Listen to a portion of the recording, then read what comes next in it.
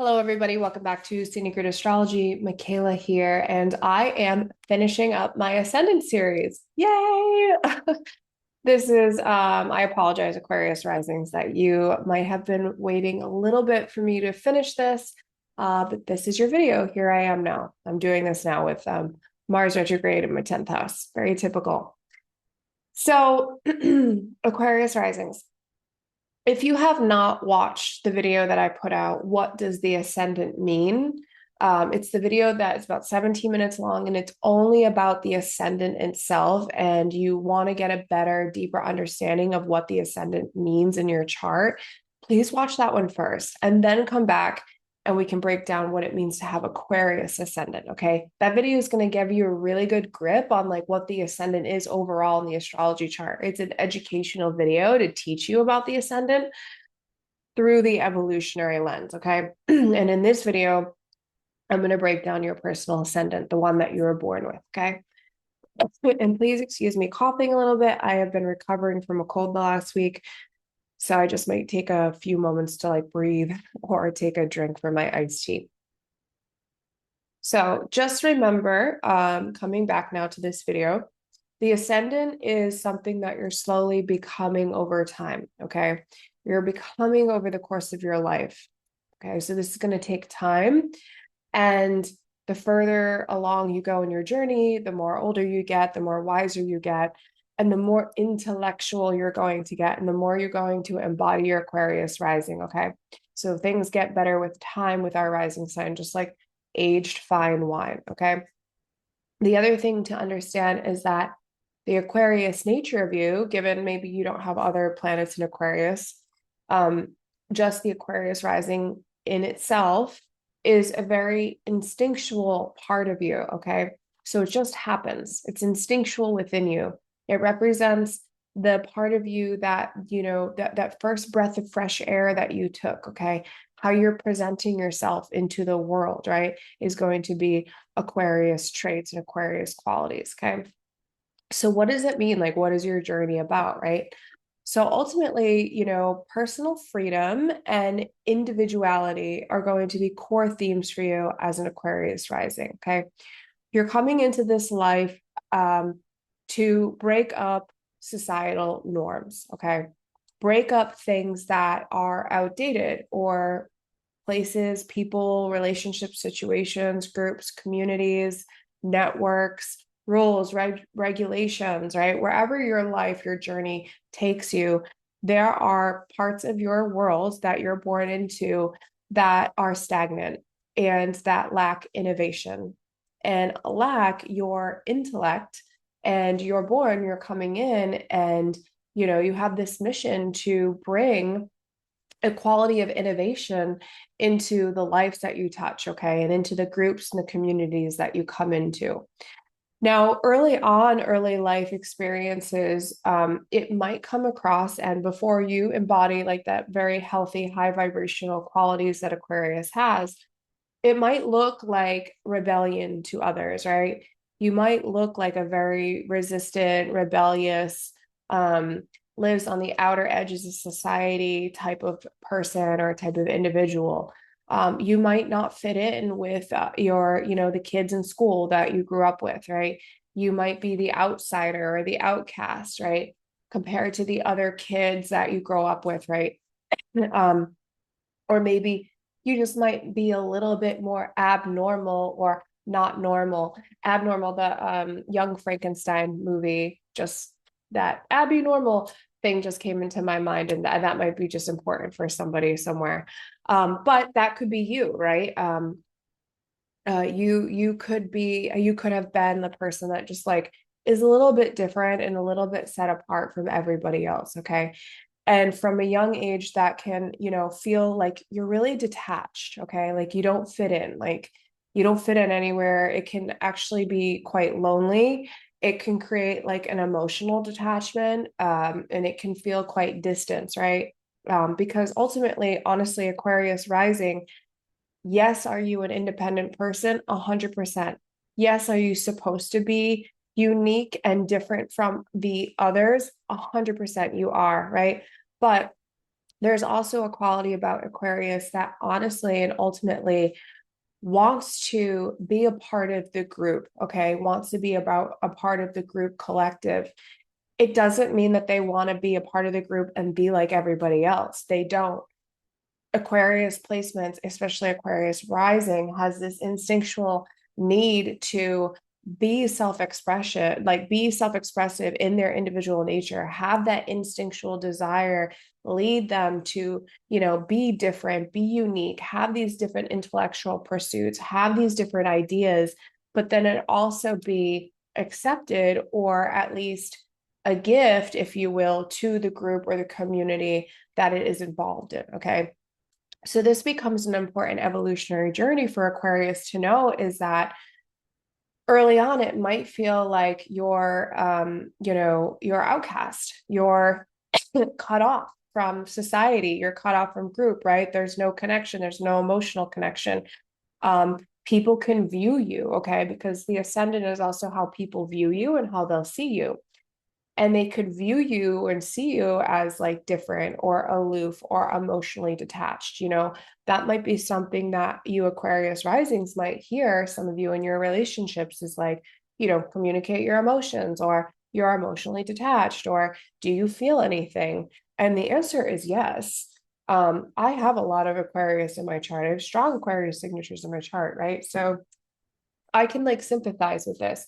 The answer is yes, but Aquarius needs to objectify things, okay? It needs to take things, emotions, and kind of separate it from the truth or the reality of the situation, so that you can objectify the situation and you can look at it from a more inclusive, but also more expanded perspective, okay? So you can see where something isn't working and fix it, okay? And we can't fix things, right? We can't innovate things. We can't create change, and we can't move things forward, which are all necessary ideals that Aquarius will want. We can't do those things unless we have an objective perspective, okay? And this is actually like a name of a podcast I've been thinking of doing lately, just as a side note, objective perspective, thinking about my Aquarius. I don't know, it might align with some of you Aquarius. It's like one of my favorite sayings, objective perspective. But anyway, I digress. Because, there is that emotional connection that you have, but there's also this quality of detachment that's necessary in order for Aquarius to intellectualize something, okay? And one of the amazing qualities about Aquarius risings is you are instinctually, naturally, and instinctually completely brilliant, okay? Completely brilliant, intellectually stimulating, intellectually advanced, okay? And you often will see things in the future or have a vision for the future that is really hard for other people to catch up and see, okay? Because not everybody has this foresight or this ability to be so intellectually objective and take so many ideas and perspectives and opinions and innovations, right? And see systems and see the problems in the world and see the vulnerabilities in the world and the fears. Like, you can literally take all of the world in your foresight, and you can pull yourself out, and you can accelerate things in your mind, right? You have an instinctual ability to come up with innovation, come up with ideas, right? That could really radically transform a situation, and be able to hold that type of consciousness for the collective or for humanity. But a lot of people aren't there, right? They don't have those strong qualities that you as an Aquarius rising will have, right? So it's hard for sometimes Aquarius risings to meet your intellectual capabilities with other people, because they don't see what you see yet, right? You can see something, you can be like, well, if you keep up with this pattern, in 5 years from now, it's going to look like this. And somebody be like, well, how do you know that? And for you to try to explain that is probably, which you probably can, but for somebody who doesn't have that long foresight that you do, and that ability to quickly run something through your system so fast, so electrified, right? so stimulated, it's very hard for other people to catch up to your visions, okay? But this is a part of the evolutionary process, is to understand that you don't have to make everybody catch up to you, okay? And you don't have to convince everybody of your vision and your ideals, right? And the things that you can see that would create good change for humanity, right? Because those are qualities that Aquarius really understands, is like, how can I make and contribute to society? Because ultimately you want to bring some type of gift into the world. Aquarius risings very much are living, and even strong Aquarius placements are living this Promethean life, okay? And if you don't know who Prometheus is, please do a quick YouTube search on the story of Prometheus after this, because that Greco-Roman archetype is strongly related to the Aquarius archetype itself in astrology, okay? I just do evolutionary, I don't do traditional, but I am, aware of those things. So I come back. See, my Aquarius is like, so to come back. So you don't have to convince other people, okay? As the rising, okay? Or the rising sign also develops a level of self-leadership, okay? It's a drive, and it's what drives you forward. It's instinctual desires of the soul to evolve and to, create evolution, okay? So, and the other side of you, the other side of the Aquarius, is the Leo archetype, right? So a couple of things will happen. People are gonna like you or not like you because they're going to see parts of themselves within you, okay? Or parts of themselves that require some change or evolution, or the ability to show up and be their own individual, okay? Because over time you really evolve into becoming your own person, your own individual person, and accepting that and being really strong and confident in the fact that you're an individual. And yes, are you like everybody else, right? Absolutely. And do you have similar tastes and qualities and so forth? Yes, but also you understand the very nature and fact that we are all very different, but all very the same. And you learn to embody that confidence over time. So there will be people on the other side, which is that Leo ascendant that gets brought in, who will either get triggered by your ability to be so confident and so unique and so brilliant on top of that.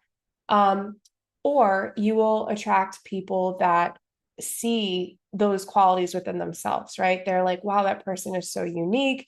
They light me up. I light them up. We mesh, we vibe, we're a tribe, right?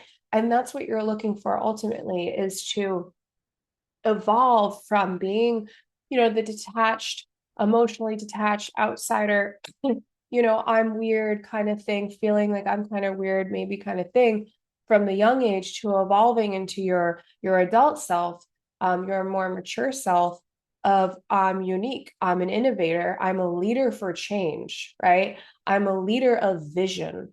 I have things that I can bring to humanity that can create a better environment, a better place for all people, more equality, right? Social norms that are, not conventional anymore, right? Not progressive anymore, right? You're going to want to bring yourself towards change in certain areas of life that need more of your progression, need more of your progressive ideas, right? And by doing that, by you constantly embracing your own individuality, your own truths, and knowing that you're brilliant and embracing those ideas and bringing those instinctual visions to the forefront and bringing them to humanity, you do find the tribes, right? You do find the communities and the groups of people that have that same vision and have that same ideal as you, okay? And ultimately, what then happens, right, is then the emotional connection can come in, right? Because not only are you sharing space with either personal relationships or friendships or groups or communities and so forth, tribes that you want to be involved in, progressive movements that you want to be involved in, right? It can go in different ways, right? But however you feel that you want to shift, that you want to instinctually pour your energy and your purpose and your ambition essentially into, right? You're going to connect with like-minded people, right? Who also have that objective perspective, who also have that intelligence, or at least, can see you for what you are and understand you and at least learn from you and follow you. Many of you become leaders, whether you want to or not. You might want to, fit in with the group and the others, but you might get put on points of leadership because you are essentially the one with the vision who's like, hey, especially if you're really strong with your Aquarius, you're really like here and like, no, I feel like I see this in 5 years being the truth, right? I see this as the way we can have more equality for all of humanity, right? You can often be put in these leadership roles, but what ends up happening is this experience of you evolving into, your own brilliance. It doesn't become about detaching yourself anymore from groups. It doesn't become about, because I know a lot of astrologers talk about detachment with Aquarius, and yes, that is true. But I actually want us to move further away from that word of detachment and honestly understand that it's now about emotionally and intellectually bringing yourself into people that you can actually have connections with. Okay. We do detach ourselves from things that are outdated, things that aren't allowing you personal freedom. Okay. You'll know you're not having your own freedom. You'll know life isn't giving you the freedom that you need when you feel boxed in, right? When you feel like you can't breathe, you feel suffocated, you feel like you can't innovate, you feel like you can't grow, you feel like you can't share your ideas, right? Anything that feels suffocating or boxed in for you, you'll begin to feel that pressure. And that will be a sure sign that, hey, Aquarius, it's time for me to evolve. It's time for me to grow, maybe out of this relationship, maybe out of this group, maybe out of this job, wherever that's showing up for you at the time. You know what I mean? And for you right now, Aquarius Risings, Pluto is now in your sign. So this is a very powerful next 20 years from you, where, a lot of empowerment can come to you, right? A lot of empowerment. And if you haven't checked out my Pluto series, I just posted that like last week. Make sure you go check that out because it was geared with in mind of the Pluto shift happening now. Okay. But let me go back again. This is so Aquarius. So ultimately, you get to experience the both of the emotional connection and your ability to have your objective intelligence incorporated into one, okay? Because now you can share ideals, you can share ideas, you can share expression and stuff. But then you can also bring the emotional side to you, the stuff that is passionate, right? Because Aquarius Rising, you're going to be very passionate about some of these things that you feel very strongly about. You get to bring that in because you're an individual itself. You've become an empowered individual nature, at the very bottom line. Okay. And this helps expand your own personal self-expression. Okay. And the more that you can do that too, the more you reflect back to other people that, hey, you have individual qualities that are amazing as well. Let me hear them. Let me take them into my objective perspective. Like, what do you have to say? You know what I mean? Like, what is your truth, right? What is your brilliance? And you all of a sudden cultivate this new sharing space, right? This new, I keep using the word tribe, which is probably so old, but like, like this collective tribe, this like group, this space for everybody to come in and to be able to be unique, but also feel a part of something. Okay. And that's really what Aquarius wants to do. Okay. So then also I do want to say before I sign off here is another part of that process is bringing your vision into the actual material world, okay? Because the air signs, especially Aquarius, you can get very lofty, okay? You can be in this whirlwind of all of these ideas and this knowledge and these downloads and these frequencies coming in and this thought and it like just brilliance like floating around you. I'm getting like Einstein vibes, right? but you have to bring it down to tangible reality so that other people can benefit. Okay, this goes back to the Promethean fire too, where Prometheus essentially takes the fire from the gods, from the skies, and he steals it from Zeus and he brings it down to the humans so the humans don't die because they didn't have fire then. And Prometheus knew, Prometheus, aka like the Aquarius archetype, knew that the humans were going to die. Okay. He knew that the humans were going to die if they did not have fire. Okay. So he saw this, he had this foresight, and the gods were like, no, they're fine.